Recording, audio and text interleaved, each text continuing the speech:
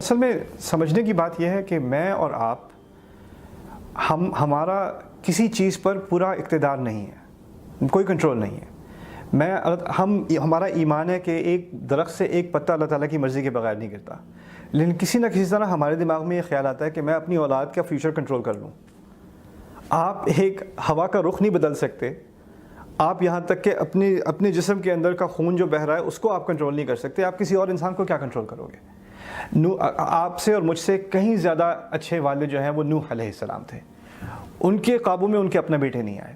یعقوب علیہ السلام تھے، ان کے 11 بیٹے ان کے قابو میں نہیں آئے۔ 11 کوكبا والشمس والقمر رأيتهم لي ساجدين، انہوں نے کیا کچھ حرکتیں کر دیں۔ قرآن نے یہ قصے ہمیں اس لیے بتائے ہیں کہ ہم سیکھ جائیں کہ آپ اپنی فیملی ممبرز کو کنٹرول نہیں کر سکتے۔ آپ ان کے لیے دعا کر سکتے ہیں، آپ ان کے لیے اچھا ایک ماحول دینے کی کوشش کر سکتے ہیں۔ پھر ماحول پر آتے ہیں، لوگ کہتے ہیں کہ ہم مغربی ماحول میں یہ بڑا خطرناک ماحول ہے، یہاں آزادیاں بہت ہیں، بچے بگڑ جائیں گے، چلیں جی پاکستان چلتے ہیں، چلیں دبئی چلتے ہیں، چلیں سعودیہ چلتے ہیں، کہیں مسلمان ملک میں چلے جاتے ہیں۔ آپ کیا یہ کہنا چاہ رہے ہیں کہ مسلمان ممالک میں ہمارے کرپشن نہیں ہے، ہمارے ماحول میں رشوت نہیں ہے، ہمارے ماحول میں برادری کا سسٹم نہیں ہے، ہمارے ماحول میں جھوٹ نہیں ہے، غیبت نہیں ہے، یہ گندی یہ غیر اسلامی چیزیں نہیں ہیں؟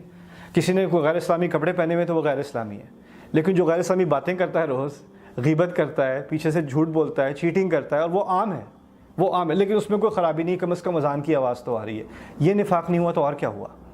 اصل چیز یہ ہے کہ ہمیں اپنی اولاد کو جہاں بھی رہتی ہو، پہلی بات یہ ایکسیپٹ کرنی ہے کہ وہ ہمارے کنٹرول میں نہیں ہوں گے۔ ایک دفعہ وہ ایک خاص عمر تک پہنچ گئے، بالغ ہو گئے، تو وہ اللہ تعالیٰ کے کورٹ میں ایز اڈلٹ ٹرائی کیے جائیں گے۔ وہ اپنے والدین کو سامنے لا کے نہیں رکھ سکیں گے کہ ان سے پوچھیں، مجھے نہیں پوچھیں۔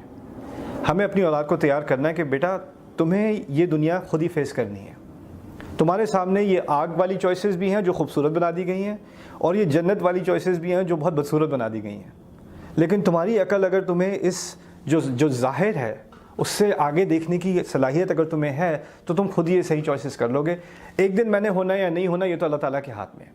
ایک دفعہ میں اپنی بیٹیوں کے ساتھ نیو یارک میں ٹرپ میں تھا، چھوٹی تھیں ابھی، تو ہم روڈ پہ جا رہے تھے، آگے بل بورڈ لگا ہوا تھا، بہت ہی فاحش قسم کا، بہت بیہودہ قسم کا بل بورڈ تھا، بالکل ہماری گاڑی کے سامنے، اور ٹریفک میں ہم پھنسے ہوئے، سامنے آنکھیں ادھر ہی جا رہی ہیں۔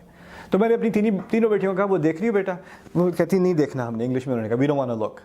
میں نے کہا دیکھو one day I am going to die, میں نے تو مر جانا ہے، تم لوگوں کے پاس چوائس ہونی ہے کہ تم نے اس کو دیکھنا ہے کہ نہیں دیکھنا، یا ایسا پہننا ہے کہ نہیں پہننا، یا ایسی باتیں کرنی ہے کہ نہیں کرنی۔ وہ چوائس تمہاری ہونی ہے، وہ میری نہیں ہونی۔ اور اللہ تعالیٰ نے مجھ سے نہیں پوچھنا کہ تم نے کیا چوائسز کی تھی، اللہ تعالیٰ نے تم سے پوچھنا ہے۔ تو ہمیں اپنی اولاد کو ایک طرح سے امپاور کرنے کی ضرورت ہے، یہ کھل کر بات کرنے کی ضرورت ہے۔ جتنا آپ امپوز کرنے کی کوشش کریں گے، جتنا آپ ڈانٹنے کی کوشش کریں گے، جتنا آپ چیخنے چلانے کی کوشش کریں گے، پریشر ڈالنے کی کوشش کریں گے، اتنی ہی یا تو بغاوت کھل کے ہوگی یا چھپ کے ہوگی۔ یا تو آپ کو بتا کے وہ بغاوت کریں گے، یا چھپ کے کہیں ابو ان کو بڑا غصہ آتا ہے، ان سے چھپا کے کوئی الگ سی لائف چل رہی ہے۔ اور ایسا ہوتا ہے، میں نے خود ایسی لائف سے ایک کم عمری میں میں نے گزاری ہے کہ مجھے پتا تھا ابو کو یہ چیز اچھی نہیں لگے گی، امی کو یہ چیز اچھی نہیں لگے گی، تو ان سے چھپا کر ایک الگ لائف تھی نیو یارک میں میری۔ پھر خود ہی مجھے عقل لڑا کر آنا پڑا کہ یہ this life is not okay, مجھے خود ہی واپس دین کی طرف آنا ہے، مجھے خود ہی یہ فیصلہ کرنا ہے میں کیسی زندگی گزارنا چاہتا ہوں۔ تو ہمیں اپنی ینگ جنریشن کو امپاور کرنے کی ضرورت ہے، ان پر اعتماد کرنے کی ضرورت ہے۔ میں آخری بات کہہ دوں کہ اگر آپ ان ممالک میں آتے ہیں تو اس کی مثال قرآن میں میرے نزدیک جو اس کی خاص مثال ہے وہ ہے سورۃ القصص میں، 28ویں سورت ہے قرآن کی۔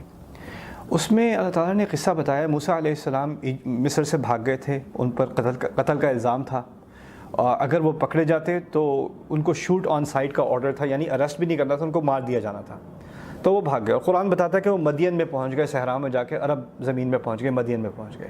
وہاں 2 لڑکیاں ہیں، اور وہ 2 لڑکیاں، نوجوان لڑکیاں، انہوں نے اپنے جانوروں کو پانی پلانا تھا۔ وہاں ساتھ میں کوئی چھوٹا سا پانی کا ریزروار تھا، کوئی لیک تھی، وہاں پر انہوں نے جا کے ان کو پانی پلانا تھا، لیکن وہاں مرد تھے سارے، وہ اپنے جانوروں کو پلا رہے تھے۔ تو یہ اپنے جانوروں کو کھینچ کے پیچھے، تذودان قرآن کہتا ہے، کھینچ کے روک رہی تھیں۔ جانور پانی دیکھتا ہے، گرمی میں جانور پانی کی طرف جانا چاہتے ہیں، ان کے مویشی، لیکن وہ ان کو کھینچ کے روک رہی ہیں۔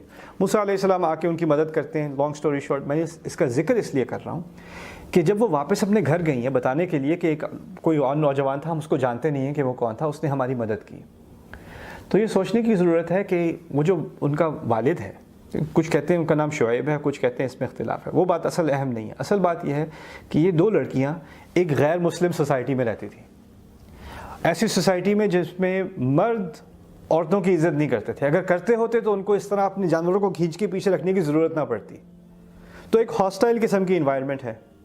باپ کی عمر اتنی بڑی ہو گئی ہے کہ وہ جا کے کمائی کر نہیں سکتا, بیٹیوں کو باہر بھیجنا پڑ رہا ہے. یہ حقیقت ہے ان کی. اور جب وہ جاتی ہیں باہر تو برے لوگ بھی ہیں, برے مرد بھی ہیں اور اچھے مرد بھی ہیں. اب موسیٰ علیہ السلام نے آ کے مدد کی آفر کی, انہوں نے یہ نہیں کہا جاؤ دفع ہو جاؤ, انہوں نے ان کی مدد کی. اور جب وہ واپس گئی ہیں تو ان کو اتنی سینس ہے کہ انہوں نے بتایا کہ وہ آدمی اچھا آدمی تھا, وہ اچھا آدمی تھا. یعنی اس باپ کو اپنی بیٹیوں پہ اتنا اعتماد ہے کہ وہ اس کو باہر ایسی مشکل دنیا میں بھیجتا ہے, تو پھر اس کو ان کی رائے پر بھی اعتماد ہے. اگر وہ کہتی ہیں کہ کوئی غیر جو ہے وہ اچھا تھا, یا وہ یعنی اس کو پیسے دینے کے لائق تھا یا اعتماد کے لائق ہے, تو ان کی رائے کی ان کی رائے کا کوئی وزن ہے. ہمارے ہاں کیا ہوتا ہے, اگر آپ کو اپنی بیٹی پر بیٹے پر اتنا اعتماد ہے کہ آپ اس کو کالج یونیورسٹی بھیج رہے ہیں, اتنا اعتماد ہے کہ گاڑی دے دی ہے, اتنا اعتماد ہے, لیکن پھر ان کی کسی رائے پہ کوئی اعتماد نہیں ہے. وہ جب باہر دنیا دیکھتے ہیں, اگر آپ کو اتنا اعتماد ہے کہ اس دنیا میں آپ نے ان کو جانے دیا ہے, تو پھر ان کی بات سننے کو بھی تیار ہونے کی ضرورت ہے.